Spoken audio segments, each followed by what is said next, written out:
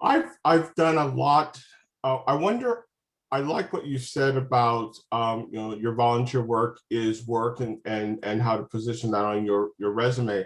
I have a question because I've done a lot of substantive work with my church, um, but I don't, church, religion and politics are things that you want to avoid. And I did both of those extensively as a writer, editor, and a publisher. Um, what way do you suggest negotiating, adding that type of stuff to it? I've gotten some ideas of what you said, but I just wanted to see if you had any specific ideas of presenting this information without someone looking, well, you're the wrong this, you're the wrong that because of this. Right. So sometimes you have to be careful about what you want to divulge, right? So sometimes for some positions, maybe if you're perfectly comfortable divulging the church that you work for, the political group, that's fine. If you're not, that's fine too. You just have to be careful, right? So that's a judgment call. My suggestion is a lot of people who, it's not even that they have gaps. I would describe that a lot of the candidates we work with have what I call non-traditional career paths. So your traditional career path looks like this, right? You start here at a lower level job and you steadily move up and you get promoted and you get promoted and you get promoted and you stay in the same industry. Most people don't have that, but unfortunately employers look at us that way, right? So part of the value of our candidates is that they do have a rich life story and they have non-traditional career trajectories. So they have peaks and valleys in their resumes. And a lot of our candidates, this is related to your question, they have that, and because of that, they have taken on projects here and there. They've done a little bit of work for their church. They've done a little bit of the writing work for this group, for that group. And sometimes when you put that all on your resume, kind of in a chronological order kind of way, you look like you job hopped and that you're all over the place.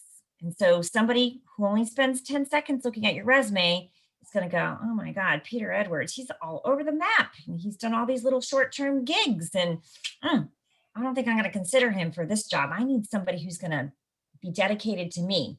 So they put you in the no pile, right? So one way of dealing with that is what I call sort of umbrella-ing your project work. So make yourself an independent consultant. And maybe that first bullet, and you can put independent consultant, and for however many years you dabbled in work, and maybe some of it was unpaid, and that's okay. And put your years down, and then have a general statement like, actually, I know exactly, I've done exactly that for something 10 years ago. And until you were talking about it, it didn't occur to me to put that on the top of my resume because. So put it on top. And you can even do this, Peter. You could say, okay, I was an independent consultant from 2020 to the present, comma, and from 1990 to 1998. And you can take the work that you're doing now and the work that you did, and you can combine it in that umbrella, in that job description. And then, don't overemphasize or underemphasize it.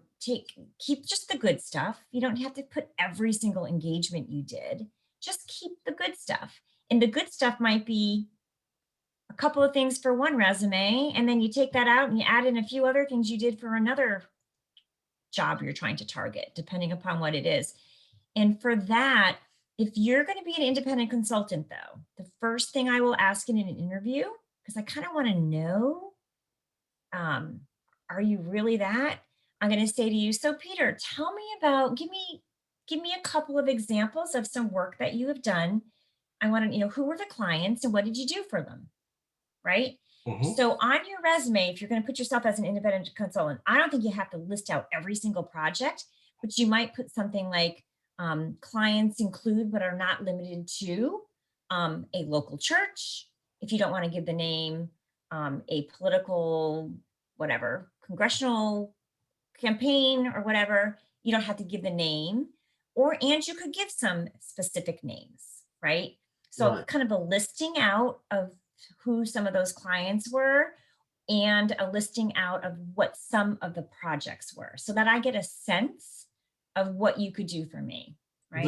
This is spectacular because I mean, the framework with which you just gave me will work so nicely with what I've done. So Yeah. thank And, you. and sometimes the older we are, the more experience we have, the more complicated our career stories become because we've done so many different things. And I guess what I would tell you is I hate to say it this way, but I'm going to. I tell people all the time, dumb it down.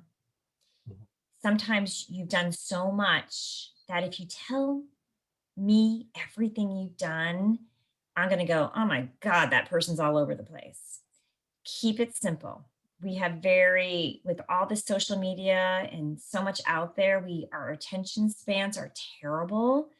Just simplify your story for people so that they can digest it. And then once they digest it, then they're going to start to be able to sort of probe a little bit based on what they need, which is what you want, right? You want them to go where their need is because then you can answer and they're going to hire you. So dumb it down, simplify it, and that goes with your skills and competencies at the top of your resume too. Sometimes people give me 10, 15 competencies and and you think that's great, but the person reading it goes, they don't know what they want to do. Or if they're good at all of that, then my guess is they're not really good at what I want them to do. So narrow it down. I say don't have more than 4 to 6. Okay. If you have 3, that's fine too.